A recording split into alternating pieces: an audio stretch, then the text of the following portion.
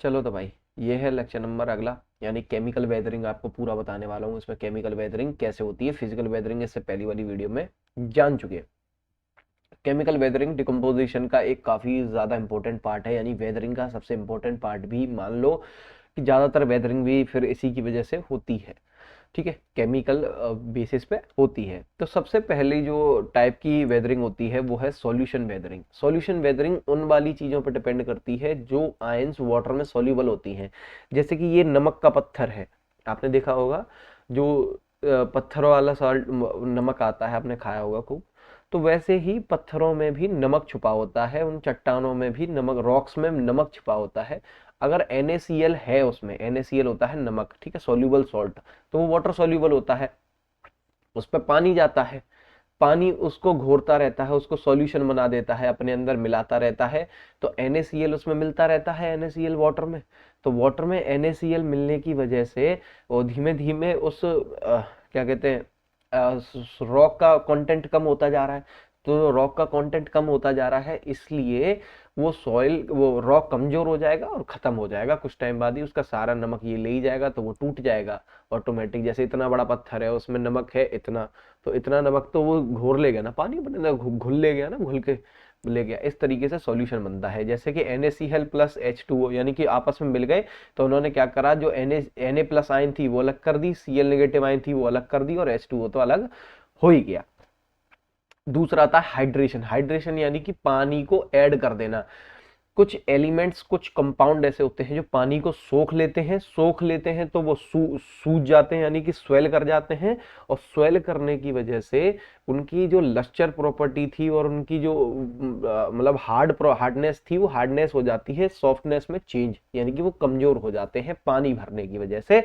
तो जो जैसे Fe2O3 है, उसमें जब हम वाटर मिला देते हैं 3HOH, यानी कि 3H2O होता है, ठीक है, 3H2O मिला देते हैं, तो वो 2Fe2O3.3H2O में बदल जाता है। यानी कि इसमें तीन मॉलिक्यूल ऑक्सी वो तीन मॉलिक्यूल वाटर के ऐड हो जाते हैं।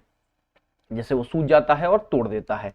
वैसे ही Al2O3 में देख लो, Al2O3 में भी अगर हम तीन उसके ऐड करेंगे हम वाटर के मॉलिक्यूल, तो वो भी उसमें जुड़ जाएंगे, Al2O3.3H2O। यानी कि इसके केमिकल में चेंज नहीं हो रहा है। आप देखिए Al2O3 में चेंजेस नहीं आ रहे हैं, उसमें वाटर ऐड हो रहा है, बीच में कोई चेंजेस नहीं आ रहे कि Al2O4 हो गया, वो Al2O3 ही है, बस वाटर ऐड होके वो स्वेल हो गया है।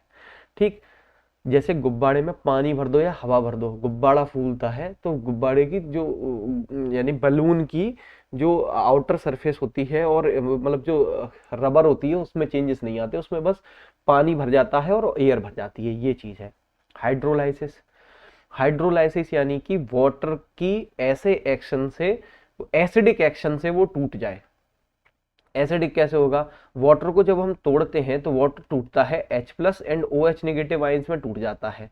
एक H+ जो होती है वो एसिडिक आयन होती है, तो वो वीक एसिड के रूप में बन जाता है। यानी कि H+ की कंसंट्रेशन ज्यादा होने से वो वीक एसिड बन जाता है।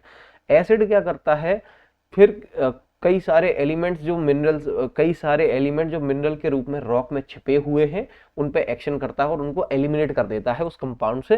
जैसे देख लो KAlSi3O8 में जब हम HOH ऐड करते हैं, यानी कि OH नेगेटिव अलग हो जाएगा, H+ अलग हो जाएगा, तो ये जो H+ है ये K की जगह ले लेगा, फिर यहाँ बन जाएगा HAlS3O8 KOH, यानी KOH आपका बाहर आ गया। तो K जो है आपका पोटेशियम अब आपको मिल जाएगा। ठीक, उसके बाद आती है आपकी ऑक्सीडेशन। ऑक्सीडेशन की प्रोसेस में क्या होता है, 4FeO। ऑक्सीडेशन वैसे होती क्या, देखो, किसी भी कंपाउंड में ऑक्सीजन को जोड़ना होता है ऑक्सीडेशन, और किसी भी कंपाउंड से ऑक्सीजन को निकालना होता है रिडक्शन, यानी रिड्यूस कर देना, कम कर देना। ऑक्सीडेशन मतलब ऑक्सीजन को ऐड कर देना, ठीक है, ऑक्स एडिशन यानी ऑक्सीडेशन। ठीक, और जैसे हम 4FeO में O2 ऐड करेंगे तो वो बन जाएगा 2Fe2O3। ठीक है, फिर जब ऑक्सीजन ऐड हो जाएगी तो ऑक्साइड लेयर उस पत्थर के ऊपर बनती जाएगी। जब काफी मोटी हो जाएगी, वो अपने आप टूट के अलग हो जाएगी वो लेयर, तो रॉक ऑटोमेटिकली कमजोर हो गया, छोटा हो गया, वो टूटता जाएगा। ठीक, फिर आती है आपकी रिडक्शन प्रोसेस। रिडक्शन प्रोसेस में क्या होता है, जो 2Fe2O3 यानी कि जो फेरिक होता है, फेरिक ऑक्साइड जो होती है वो फेरस ऑक्साइड में चेंज हो जाती है। क्यों? क्योंकि हम यहाँ से 2O2 को माइनस कर देते हैं, यहाँ से हम ऑक्सीजन को हटा देते हैं, तो ये रिडक्शन प्रोसेस में आ जाती है। रिडक्शन यानी ऑक्सीजन को हटाने वाली। वैसे ये इंपॉर्टेंट नहीं होती है सॉइल फॉर्मेशन के लिए। ठीक, फिर आती है कार्बोनेशन। कार्बोनेशन क्या होती है? 2H2O plus CO2। अब क्या करते हैं कार्बोनेशन में, वाटर के साथ जो कार्बन डाइऑक्साइड है वो मिक्स हो जाती है एटमॉस्फेरिक कार्बन डाइऑक्साइड, और वो बना लेती है कार्बोनिक एसिड यानी कि H2CO3। H2CO3 बनाने के बाद ये लोग क्या करते हैं, जो मिनरल्स होते हैं जो स्लाइटली सोल्यूबल होते हैं एसिड में, जैसे कि कैल्साइट यानी कि CaCO3, इसको ये लोग तोड़ देते हैं एसिड की प्रेजेंस में। ये आपका कार्बोनिक एसिड है वो बना लेता है CaHCO3 का होल ट्वाइस। ठीक, ये प्रोसेस थी आपकी केमिकल वेदरिंग की। इसके बाद आपको वीडियो मिलेगी वो होगी बायोलॉजिकल वेदरिंग की। ठीक है।